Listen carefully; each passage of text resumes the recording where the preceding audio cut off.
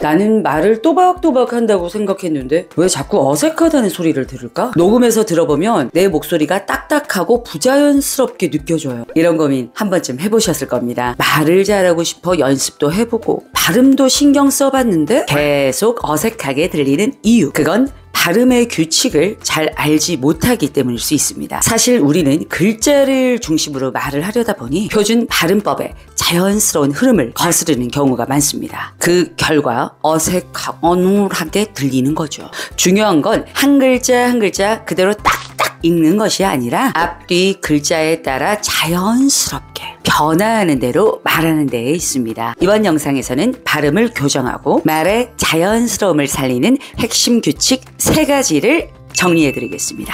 오늘 알려드린 이 3가지 흐름만 기억을 해도 여러분의 발음은 훨씬 더 부드럽고 전달력 있게 바뀔 수 있습니다. 민지 나이스. 첫 번째는 규칙적인 변화입니다. 먼저 가장 기본적이면서 많이 쓰이는 규칙, 바로 연음 법칙입니다. 그 다음 단어가 모음으로 시작되면 받침이 뒤음절로 넘어가면서 하나로 이어져 발음됩니다. 쉽게 말해 자음 이응이 초성으로 나오는 글자를 말합니다. 먹은 사람은 어떻게 발음을 하면 될까요? 먹은 사람, 이렇게 발음을 하면 안 되겠죠? 앞말의 받침이 뒤로 올라가서 먹은 사람, 이렇게 발음되겠죠? 한 가지만 더 예시를 볼까요? 밥을 차리다 라는 말을 보면 밥을 차리다가 아니라 밥을 차리다로 발음되겠죠? 여러분, 연음은 일종의 자연스러운 연결을 위해 우리말에 있는 규칙입니다. 글자 하나하나를 또박또박 읽기보다 단어 전체의 흐름을 살려서 말처럼 구사하는 것이 중요합니다. 두 번째는 불규칙한 변화입니다. 불규칙하다 보니 이 부분은 조금 까다롭고 외울 게 많은 부분입니다. 불규칙한 변화 안에서 3가지로 정리해봤습니다. 첫 번째는 자음 동화입니다. 동화란 무엇일까요? 발음이 어려우니 혀가 더 편한 위치로 가기 위해 생기는 자연스러운 변화입니다. 그냥 발음에 너무 신경 쓰지 마시고 평소 읽으시던 대로 읽으시면 그게 답일 확률이 높습니다. 여러분은 국물을 어떻게 읽나요? 물 이렇게 읽나요? 아니죠. 국물 이렇게 읽겠죠. 또 앞마당을 어떻게 읽을까요? 네, 맞습니다. 앞마당이 아니라 앞마당으로 읽겠죠. 그래서 자음 동화는 자음과 자음끼리 붙었을 때 발음하기 편한 대로 변하면서 발음이 된다라고 생각하십시오. 불규칙적인 변화 두 번째는 국외음화입니다. 여러분, 국외음화는 무엇일까요? 여러분께서 지금 혀로 입천장을 만져보시면 딱딱한 부분이 있을 겁니다. 그것이 경국외입니다. 그리고 혀를 목구멍 안쪽으로 좀 옮겨보면요, 말랑말랑한 곳이 있을 거예요. 그곳이 영국외입니다. 아무튼 이번에 알아볼 국외음화는 경국외음화 느낌으로 이해해 주시면 좋을 것 같습니다. 그래서 국외음화란 무엇이냐? 지읒이나 치읒으로 바뀌는 현상입니다. 구지는 어떻게 발음을 하죠? 네, 구지로 발음을 합니다. 같이 가자는 어떻게 발음하죠? 네, 같이 가자로 발음합니다. 우리가 의식하지 않고 발음하던 우리말 속에 알고 보면 이런 의미가 있더라 라고 이해하시면 좋을 것 같습니다. 불규칙적인 변화 세 번째, 이중모음 의입니다.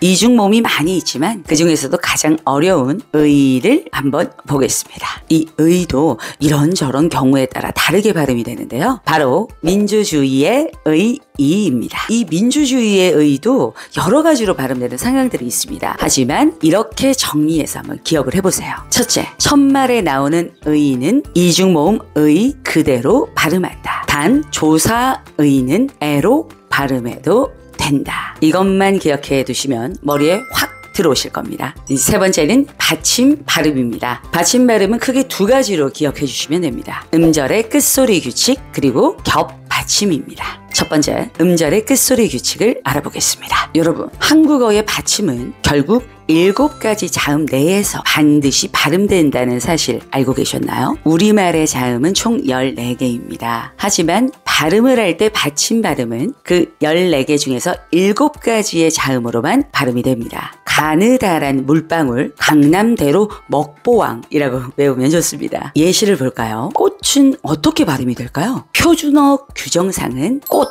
밑에 받침이 디귿자로 발음이 됩니다. 같은 느낌으로 앞쪽은 어떻게 발음될까요? 네, 밑에 받침은 비읍으로 해서 앞쪽이라 발음이 됩니다. 두 번째는 겹받침입니다. 여러분, 옳다에 사용된 겹받침을 모두 음가를 살려서 한번 발음을 해볼까요? 옳다, 옳다. 네, 발음이 잘 안 되죠? 이것도 해보실까요? 읽는, 읽는.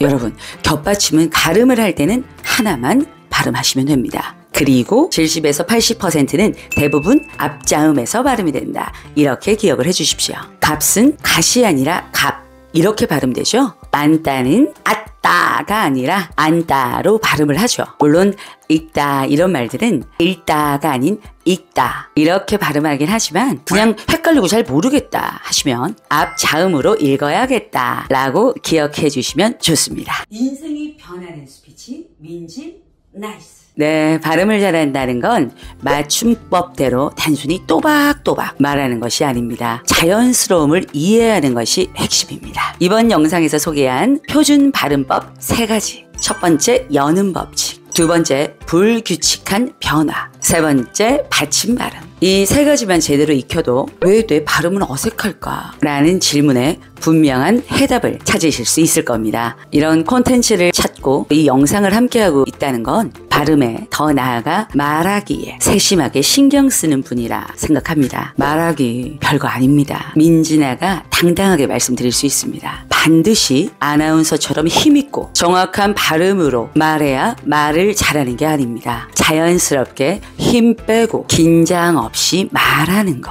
이것이야말로 진정한 말하기의 궁극적인 모습입니다. 다음에 더 좋은 내용을 함께 하겠습니다. 오케이, 나이스 최고.